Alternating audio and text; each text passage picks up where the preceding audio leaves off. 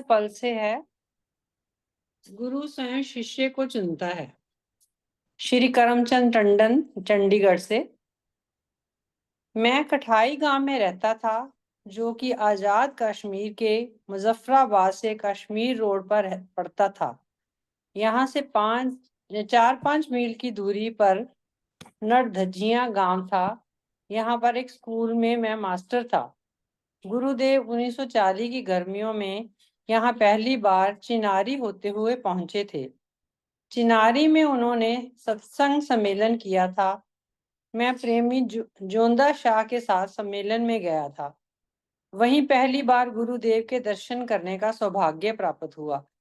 गुरुदेव जो महीने एकांतवास के लिए उचित स्थान की तलाश में थे, वहीं जोंदा शाह ने महाराज जी को वहां से लगभग 2 मील दूर स्थित एक एकांत जगह दिखाई। इस स्थान का नाम चखौठी था। यहीं पर प्रेमी की दुकान तथा चौबारा था। दुकान के लगभग 15 फीट के फासले पर काली नाग का नाला दरिया था, जिसका जल बहुत ही साफ और ठंडा था। इस स्थान के चारों ओर ऊंचे काले पहाड़ थे, जिसके कारण स्वयं 5 बजे सूर्य अस्त हो जाता था। सारा दृश्य बड़ा ही मनोहारी था। इसी चौबारे पर रोज हिंदू मुसलमान प्रेमी गुरुदेव से वार्तालाप करने आते थे। मैं भी दिन के 1-2 बजे तक स्कूल से सीधा यहाँ पहुंच जाता था। मेरा भोजन भी यहीं होता था। एक दिन महाराज जी ने अचानक कहा, लाल जी, बनारसी लाहौर छपाई करवाने के वास्ते चला गया है। क्या आप कुछ लिखने का कार्य कर सकते हो? मैंने हाँ कह दी। दिन के 1 बजे से 4 बजे तक वाणी का प्रवाह चलता रहता था। निर्बंध जीवन प्रकाश नामक वाणी यहाँ पर गुरुदेव ने लिखवाई थी। वाणी लिखने के बाद हम दोनों दरिया के किनारे एक सुंदर सी शिला पर बैठ जाते थे। महाराज जी अक्सर समाधिस्थ हो जाते थे। उस प्रेम और आनंद की मूर्ति के मुखमंडल को देखकर मैं आत्म विभोर हो जाता था। जब गुरुदेव की आंख खुलती थी, तभी वार्तालाप करने का सौभाग्य प्राप्त होता था। मैं हर शनिवार को घर चला जाता था और सोमवार को अपनी ड्यूटी पर वापस आ जाता था। एक दिन शनिवार को अचानक महाराज जी ने मुझसे कहा, लाल जी, मलमल की एक पगड़ी लेकर आना। उस समय मेरी 22 वर्ष की उम्र थी। उसी वर्ष फरवरी माह में मेरी शादी हुई थी। बालों को कंघी से संवारने की आदत थी। पगड़ी पहनने का कोई प्रश्न ही नहीं उठता था। मेरी समझ में नहीं आया कि महाराज जी पगड़ी क्यों मंगा रहे हैं। सोमवार को वापस लौटने पर मैं पगड़ी साथ नहीं लाया। महाराज जी ने पूछा, पगड़ी लाए हो? मैंने झूठ बोल दिया, महाराज जी याद नहीं रहा। अगले शनिवार को जब घर जाने लगा तो फिर महाराज जी ने कहा, लेकर आना। मैं जानबूझकर दोबारा भी पगड़ी नहीं ले गया। घर से 5-6 मील के फासले पर चिनारी में कपड़े की दुकान थी, इसलिए सोचा कि कौन इतनी दूर पगड़ी लेने जाए। महाराज जी के पास पहुंचने पर उन्होंने फिर पूछा, लाल जी पगड़ी लाए हो? मैंने फिर झूठ बोल दिया, महाराज जी याद नहीं रहा। अगले शनिवार को फिर महाराज जी ने मुझसे कहा, लाल जी, आज तुमसे ये आखिरी बार कह रहे हैं कि घर से पगड़ी लेकर आना। मैं मन में सोचता रहा कि पता नहीं बार बार मुझसे पगड़ी लाने के लिए क्यों कह रहे हैं। दीक्षा के बारे में मुझको उस समय कुछ पता नहीं था। फिर भी अगली बार मैं 5 गज की मलमल की पगड़ी लेकर महाराज जी के पास पहुंचा। सायंकाल के समय मैंने पगड़ी महाराज जी को दे दी। रात को महाराज जी ने कहा, लाल जी, सुबह 8 बजे स्नान करके आ जाना। उन दिनों महाराज जी सुबह 3 बजे उठकर बाहर चले जाते थे। प्रातः 8 बजे दरिया में स्नान करके वापस लौटकर आसन पर विराजमान हो जाते थे। उस समय उनको लगभग 400 मिलीलीटर दूध में 200 मिलीलीटर पानी युक्त चाय का सेवन करवाया जाता था। निर्धारित समय पर मैंने उनको प्रणाम करके उनके सामने बैठ गया। उन्होंने उस पगड़ी के कपड़े में से लंबाई में पतली सी पट्टी फाड़कर थैले में रख ली बाकी पगड़ी उन्होंने स्वयं अपने कर कमलों से मेरे सिर पर बांधी। फिर महाराज जी ने पवित्र उपदेश देकर फरमाया, लाल जी, आज तुमको नया जीवन दिया है। इसी तरह महाराज जी खुद ही जिनको चुनते हैं उनको नया जीवन तो वो दे ही देते हैं। हम सब पे ऐसे ही छोटे छोटे उपकार करते जो हमारे जीवन में बहुत बड़ा रंग लाते हैं, ये महाराज जी की कृपा से ही होता है। वो अपना शिष्य हमेशा हमें खुद चुनते हैं, ना कि हम अपना गुरु चुनते हैं। सन 1941 की बात है। एक सज्जन चौधरी फकीर चंद सहगल, जो मेरी पत्नी के मौसा थे, महाराज जी के संपर्क में आए।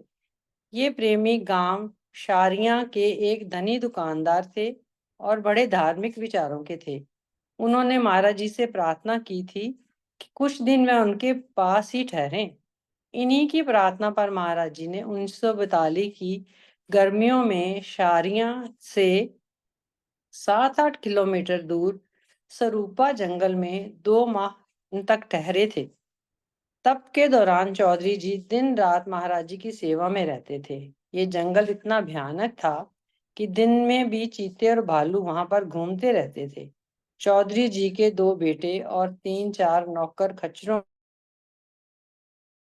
सब सामान और भोजन सामग्री जंगल में पहुंचाते रहते थे। जो प्रेमी महाराज जी के दर्शनों के वास्ते वहां पहुंचते थे, उनकी सेवा में ये सम्मान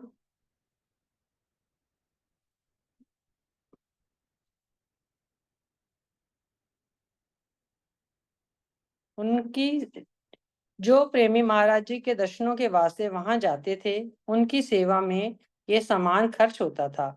2 माह वहां ठहरने के पश्चात जब वर्षा ऋतु प्रारंभ हुई तो महाराज जी ने वहां से प्रस्थान किया। रास्ते में कुछ दिन शारिया में चौधरी जी के यहाँ ठहरे। एक दिन चौधरी जी ने महाराज जी से विनती की। आवाज आ रही है? विनती की, महाराज जी दास पर कृपा करें और चरणों में स्थान दें। उस समय चौधरी जी की आयु 50-60 वर्ष के बीच में थी। उनका सिर महाराज जी के चरणों पर था और आंखों में अश्रुधारा बह रही थी। महाराज जी के नेत्र बंद थे। वहां पूर्ण मौन था। कुछ समय इसी प्रकार बीत गया। जब महाराज जी के नेत्र खुले तब उन्होंने अपने कर कमलों से चौधरी जी को उठाया और फरमाया, चौधरी चौधरी जी, अभी समय नहीं हुआ। ईश्वर आज्ञा अभी नहीं हुई। इस पर उन्होंने कहा, हे प्रभु, मेरा कल्याण कब होगा? महाराज जी ने फरमाया, अगले वर्ष फिर आएंगे, जैसी प्रभु आज्ञा होगी। इस घटना के पश्चात मैंने महाराज जी से कहा, गुरुदेव, स्वरूपा जंगल में चौधरी जी ने आपकी बड़ी सेवा की थी। पिछले वर्ष से आपके आगे आंसू बहाकर प्रार्थना कर रहे हैं, परंतु फिर भी आपके मन में आपका मन नहीं पिघल रहा है। आप उन पर कृपा क्यों नहीं कर रहे हैं? मुझको तो आपने 3 बार पगड़ी लाने के लिए कहा था। तीसरी बार अपनी ही इच्छा से मुझे दीक्षा दी, जबकि चौधरी जी बार बार आपसे। यहीं से हमें बहुत कुछ सीखने को मिलता है कि महाराज जी कितनी कृपा करते हैं, क्योंकि वो जानी जान है। उनको पता है कि हम में से हम जो उनके सारे छोटे छोटे अनुयायी हैं, शिष्य हैं, लेकिन हमारे मन में क्या चल रहा है, मन से कौन कपटी है, कौन शुद्ध है, ये महाराज जी बिल्कुल सही तरीके से जान जाते हैं। तो उन्होंने उन पहले जो है उनको कितने प्यार से और कितने आराम से उनको अपना शिष्य बना लिया, और जो इतने उनके आगे बार बार प्रार्थना कर रहे थे उनको इतनी जल्दी क्यों नहीं बनाया? उसका कारण यही था कि किसके मन में कहाँ कपट है, वो महाराज जी हमेशा पहचान लेते हैं। इसीलिए हम सबको अपने कर्मों को हमेशा बहुत ध्यान से करना चाहिए कि कपट ना हो मन में। महाराज जी ने मेरी बात सुनकर बोले, लाल जी, तुम्हारी भूमि नरम थी। पिछले जन्म की कुछ मेहनत थी। इस जन्म के संस्कार भी अच्छे थे, इसलिए कृपा कर दी। परंतु चौधरी जी तो पिछले 40 साल से व्यापार में ऊंच नीच कर रहे हैं। इसकी भूमि बड़ी सख्त है, इसमें जरा कसकर हल चलाना पड़ेगा। उनका हृदय कठोर है। हल चलाने के बाद जब सिंचाई होगी तभी इसकी भूमि नरम होगी। तुम कहते हो कि ऐसे ही भूमि में बीज डाल दिया जाए। चौधरी साहब को 2 वर्ष तक दीक्षा के लिए प्रतीक्षा करनी पड़ी। अगले वर्ष सन 1943 में जब महाराज जी वहां गए, तब चौधरी जी पर उन्होंने कृपा की। इस घटना से ये सिद्ध होता है कि समय आने पर गुरु स्वयं ही शिष्य चुनता है। विकारों से मुक्ति। हमारे गांव कठाई के ही एक निवासी थे, जिनका नाम था सुखदयाल। वह हर समय शराब के नशे में धुत रहते थे। शराब की भट्टी घर में लगा रखी थी, नाजायज शराब बनाते थे। उसका स्वयं स्वयं भी करते थे और बेचते भी थे। एक दिन अचानक चनारी में महाराज जी के सत्संग में आ गए। जब सत्संग समाप्त हुआ और लोग प्रस्थान करने लगे, तो क्या देखा कि सुखदयाल जी महाराज जी के चरणों में सिर रखकर रो रहे हैं। आंखों से अश्रुधारा प्रवाहित हो रही थी और रो रो कर हिचकियां बंद गई थी। कह रहे थे, महाराज जी, मुझे इस घोर नरकी जीवन से बचा लो। मैं आपकी शरण में आया हूँ। महाराज जी समाधिस्थ थे। काफी देर पश्चात उन्होंने आंखें खोली, सुखदयाल जी को चरणों से उठाया और सिर पर हाथ रखकर आशीर्वाद दिया। उस दिन के पश्चात रेमी जी की काया पलट गई। नशा और बुरी आदतें सब छूट गई। गुरु कृपा से पिछले शुभ संस्कार जागृत हो गए और प्रभु चरणों में प्रेम हो गया। इसके पश्चात गांव में नित्य सत्संग करने लगे। प्रभु हम पे कब कृपा कर दें, ये हम छोटी छोटी घटनाओं से हमें कितना जीवन में सीखने को मिल रहा है। और भगवान कैसे कैसे हम पे कृपा अपनी बरसाते रहते हैं, ये हमें अलग अलग भाव से समझ आता रहता है। गुरु अंतर्यामी। सन 1941 के अक्टूबर माह की बात है। मैं गुरुदेव के जन्म स्थान गंगोठिया में वार्षिक सम्मेलन में भाग लेने हेतु गया हुआ था। वहां बड़ी दूर दूर से जनता इस यज्ञ में भाग लेने आती थी। सम्मेलन समाप्ति के 2 दिन पश्चात एक एक करके सभी शिष्य महाराज जी की आज्ञा लेकर वापिस होने लगे। सभी प्रेमी बारी से बारी सदगुरुदेव के चरणों में प्रणाम कर रहे थे। फिर सबको विदा करने के लिए महाराज जी कमरे से उठकर बरामदे में आ गए। बड़े प्रेम से सब विदा हो रहे थे। अचानक महाराज जी एक तरफ से मेरे पास आए और चुपचाप मेरी जेब में 8 रुपए डाल दिए। मैं इस बात से बहुत परेशान हुआ और गुरुदेव के चरणों में गिरकर प्रार्थना की, महाराज जी, ये आप क्या कर रहे हैं? मुझे पाप के गड्ढे में क्यों धकेल रहे हैं? ये स्थान तो देने का है, लेने का नहीं। उसी समय मुझे बड़े विनम्र भाव से समझाने लगे, लाल जी, मुझे पता है तुम्हारे पास वापस जाने के लिए किराए के वास्ते पैसे नहीं हैं। चुप होकर उन्हें स्वीकार कर लो। मैं खामोश हो गया। बात बिल्कुल ठीक थी। मेरी जेब में वापस लौटने हेतु वास्तव में पैसे नहीं थे, परंतु अंतर्यामी गुरुदेव ने अपनी अंतर्दृष्टि से ये सब जान लिया था।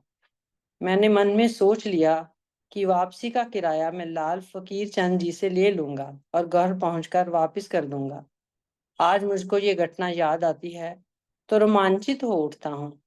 साथ ही ये भी ध्यान आ जाता है कि गुरु अंतर्यामी हैं और सदैव संग ही हैं।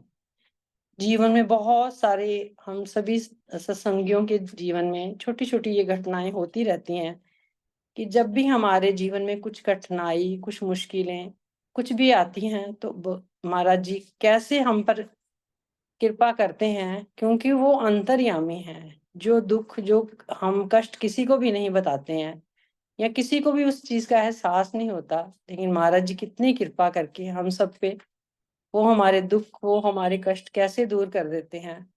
ये सबके छोटे छोटे अनुभव हमेशा होते रहते हैं। कुछ अन्य बातें। चमत्कारों के संबंध में भी पराया कहा करते थे कि ये तो माया जाल है, परम पद की प्राप्ति में बहुत बड़ी बाधा है। इससे साधना का मार्ग अवरुद्ध हो जाता है। एक घटना सुनाते हुए उन्होंने कहा कि एक साधक 15-20 वर्ष तक तप करके आए। इसके परिणाम स्वरूप उनको जल पर चलने की सिद्धि प्राप्त हो गई। जनता को प्रभावित करने के लिए उन्होंने सबके सामने पानी पर चलकर गंगा पार करके दिखाई। एक सिद्ध पुरुष भी ये नजारा देख रहे थे।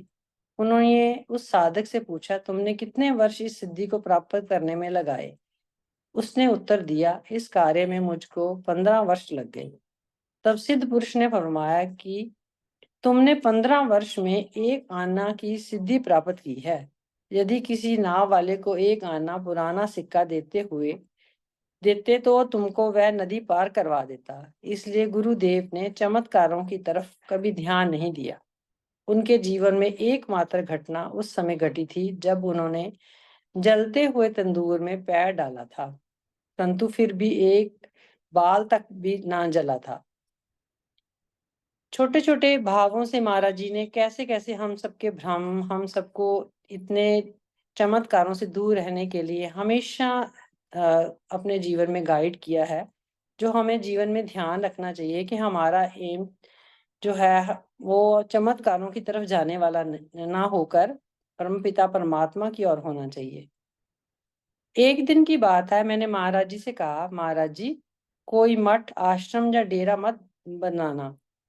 इस पर महाराज जी ने कहा, लाल जी संगत के वास्ते एक जगह एकत्रित होना लाभकारी होता है, मगर ये ऐसी व्यवस्था कर जाएंगे कि प्रेमी ऐसे स्थानों का दुरुपयोग ना कर सकें, ना ही मठ समाधि वगैरह बनाने की आज्ञा देंगे।